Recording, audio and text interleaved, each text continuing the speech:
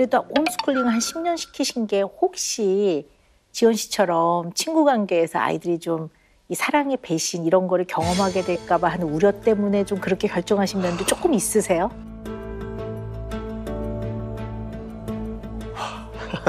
네. 갑자기 훅 들어갔군요. 와. 네. 그러면 이제 제가 궁금한 게 뭐 가족이 아닌 다른 가까운 관계도 있지 않겠습니까? 근데 그 다른 관계에서는 좀 어떠실지 굉장히 궁금합니다.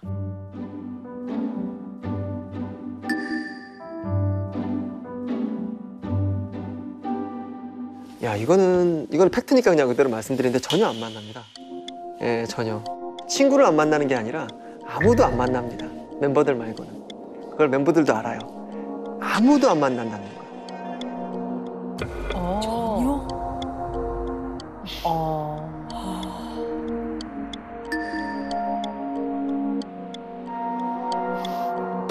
지금 친구 정말 많거든요. 그리고 저는 누구보다 친구를 좋아했던 사람이고 한 12명 정도 계를 하는 친구들이 있어요. 제일 사랑하는 친구들이기도 하고. 근데 저는 각자 우리에게 우리 서로보다 더 중요한 게 생겼다라고 생각해요. 그래서 우리 아이들에게 굉장히 의도적으로 친구는 중요한 게 아니야를 아주 지속적으로 아주 오랫동안 이야기하고 있습니다. 친구를 안 만나는 게 아니라 아무도 안 만납니다.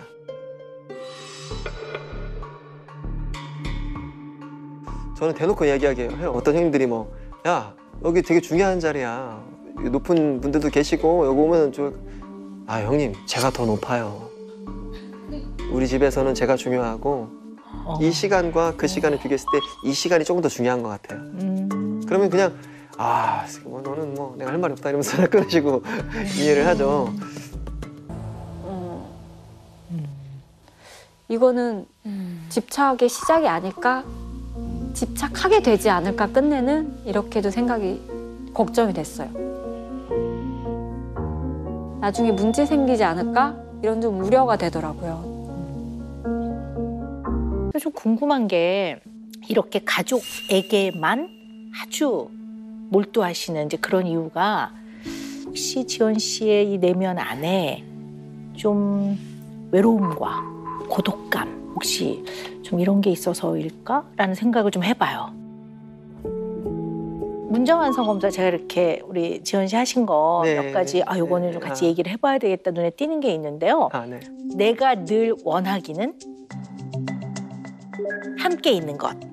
함께가 너무 중요하세요. 그러니까 시간과 공간을 같이 사용하는 것 이퀄 행복이다 이렇게 생각하시기 때문에 내가 어렸을 때는 가난하고 외로웠다. 그리고 어리석게도 내가 두려워하는 것은 먼 훗날의 외로움. 네. 제가 이렇게 썼죠. 네, 그래서 우리 지원 씨 내면 안에 외로움이 굉장히 자리를 많이 차지하는 것 같아요. 좀 외롭게 크셨어요?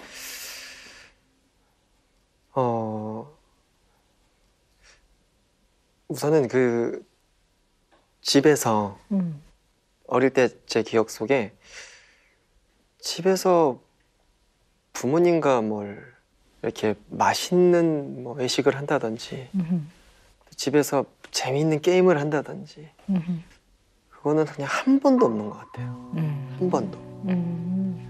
그리고 또 남동생이 이제 하나 있는데 남동생과의 추억도 하나도 없는 것 같아요. 어린 시절 쭉 크면서 좀 가족이 좀 친밀하고 끈끈하기보다는 좀 소원하고 대면대면 지냈던 것 같아요.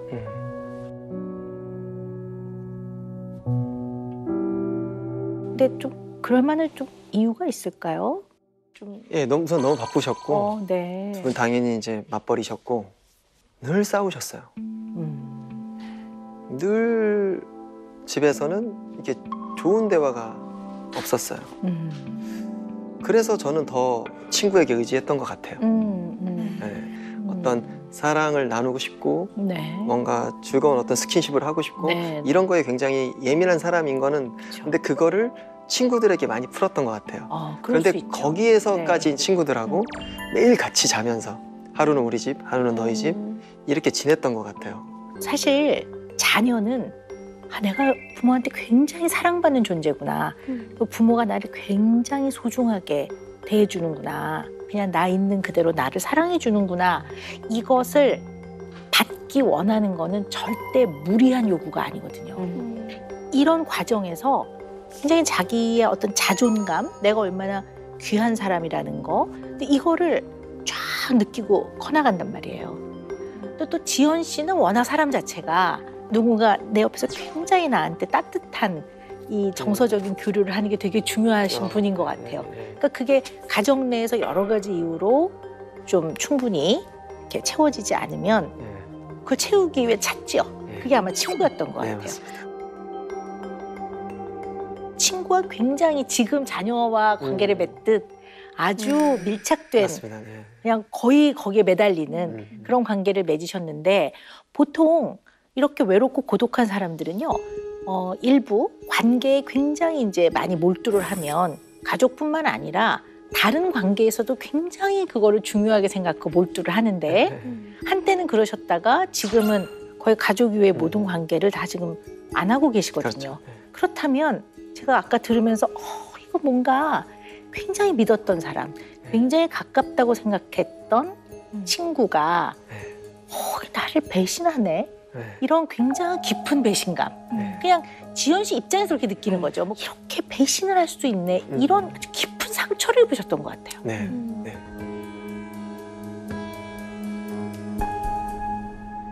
그게 제가 30살 될 무렵에 제가 정말 힘들었을 때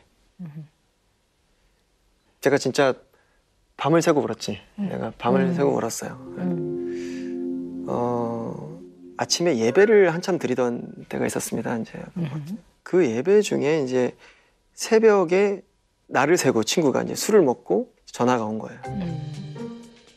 야, 뭐 하냐? 나 이제 새벽이니까 나 이제 새벽 5시니까 이제 일어나서 가족끼리 예배 좀 드리려고 준비하고 있어. 그랬더니 이제 거기에 전화해야 되고 이제 예배 이제 비웃기 시작하는 거예요. 야, 뭐, 야, 우리한테 연락이라도 한번 하고, 너 애들 뭐 너만 애기 있어? 너만 가족 있어? 그게 그렇게 중요해? 말해? 이건 정말 연을 끊어야 되는 존재구나. 이 친구라는 관계 자체가 굉장히 마음의 어떤 감정에 소모되는 리스크만 계속 안을 수밖에 없는 그런 관계구나. 이거 정말 쓸데없구나.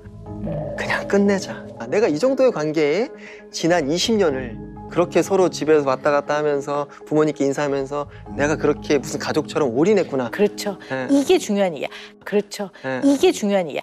가족처럼 생각했기 때문에 그 말에 마음이 상처가 있는 거죠. 왜냐하면 그냥의 관계로 생각하면 그거는 사무적인 관계라고 보니까 사무적으로 깔끔하게 딱 계산을 하는 게 오히려 더 편한데 지원 씨 입장에서는 어릴 때 친구들은 그냥 친구가 아닌 거죠.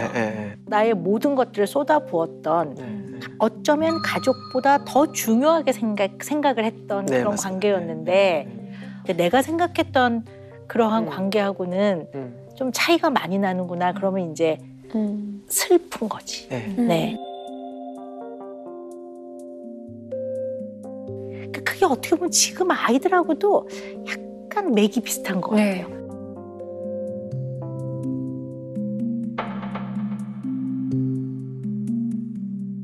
그래도 홈스쿨링 한 10년 시키신 게 혹시 지연 씨처럼 친구 관계에서 아이들이 좀 이 사랑의 배신 이런 거를 경험하게 될까 봐 하는 우려 때문에 좀 그렇게 결정하신 면도 조금 있으세요?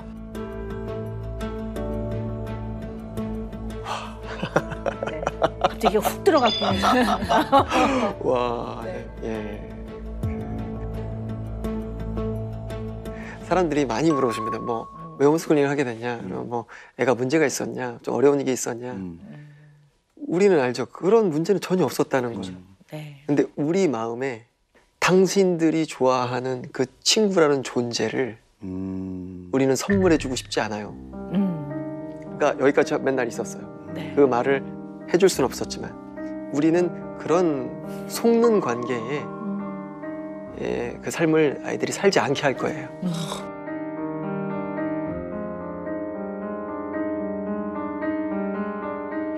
근데 이제 쭉 들어보면 어쨌든 그런 많은 일들을 겪으면서 가족밖에 없네 결국은 이렇게 되신 것 같아요. 와. 가족밖에 없고 결국 혈연, 결혼과 그 밑에 혈연 이렇게 맺어지는 게 아닌 거는 의미가 전혀 없네 이렇게 된 거예요. 맞아. 그러니까 전혀 없네.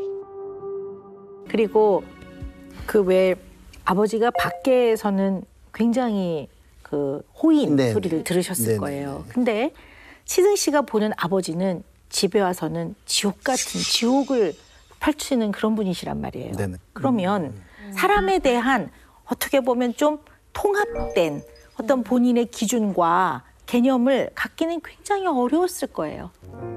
그러니까 어떻게 보면 사람들이 말하는 저 사람 되게 좋은 사람이에요. 그러면 정말 그럴까? 내지는 저 사람 관장님 조심하셔야 돼요. 그러면 글쎄 정말 그럴까? 언제나 이 사람에 대해서 굉장히 혼란이 있지 않았을까. 그러다 보니까 어쩌면 치승 씨만의 고집스러운 기준 하나 정해서 그것을 매달고 가지 않으면 삶을 유지하기가 어려웠을 거예요.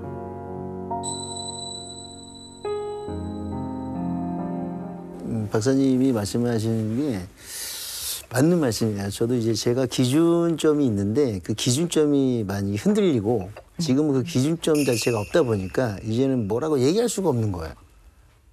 어떤 사람들은 이 부분에서는 굉장히 도덕적이고 잘하는데 어떤 또 한 면은 도덕적이지 못하고 나쁜 짓을 하더라고요. 그러니까 이런 것들이 왔다 갔다 하다 보니까 이제 그런 것들을 잘 모르겠어요. 크게 한번 당한 적이 있으신 것 같은데. 있었죠. 그러니까 예를 들어서 뭐 체육관이다 보니까 이제 기구를 거래하잖아요. 그렇죠. 기구 업자죠, 사실은. 네. 기구 업체를 하는 친구인데 어느 날 이제 기구를 사야 되니까 돈이 없어서 좀 빌려달라 몇 천을. 그래서 보내줬어요. 몇 천이나? 네, 다음날 연락이 온 거예요. 10년 동안 하라는데. 10년이면 꽤 네네. 긴 기간인데요. 더 큰 거는 저희가 이제 체육관을 제가 이제 지점이 몇 개 있었고 체육관을 막 확장하다 보니까 제 오른팔인 매니저한테 이 체육관 전체를 맡겼어요. 근데 맡겼는데 전 지점이 무너진 적이 있어요. 그 친구가 이제 약간 뒤통수를 제대로 쳤죠. 그 몇 개. 네. 그래서 이제 그 친구가 이제 이간질부터 해서 사람을 굉장히 나쁜 사람을 만들어놨던 거예요. 주변에 있는 직원들이 그분을 믿으세요? 왜? 아, 그렇게까지 얘기해. 네, 있었어요. 그래갖고 주변에서 먼저? 네, 들어온 지 얼마 안 된 애였거든요. 야, 너 무슨 그런 얘기를 하니? 굉장히 오래됐고 내 진짜 세월이 친동생 있는데 같은 이러면서. 세기네야 왜? 그랬더니 무슨 문제가 있었니? 아, 아니에요. 근데 믿지 않으시는 게 좋을 것 같습니다. 이러길래 그리고 이 얘기를 이 친구한테 한 거예요. 근데 오른발한테. 우리 양치승 씨. 제가 아, 네. 완벽하게 다 얘기는 안 했지만 너 혹시 무슨 일 있었니? 믿으니까. 네. 근데 결국은 이 친구가 이 친구를 왕따시키는 바람에 제가 그 퇴사했어요. 퇴사. 그때가 가장 제 인생의 충격적인 사건이라 4년 동안 거의 술로 살았었어요. 사람이 너무 힘든 거예요. 그치. 돈보다는 돈이야 뭐 벌면 되니까 하면 되니까. 근데 사람한테 얘는 완전히 친동생이라 생각했거든요. 저는. 그래서 정말 잘 있었어요.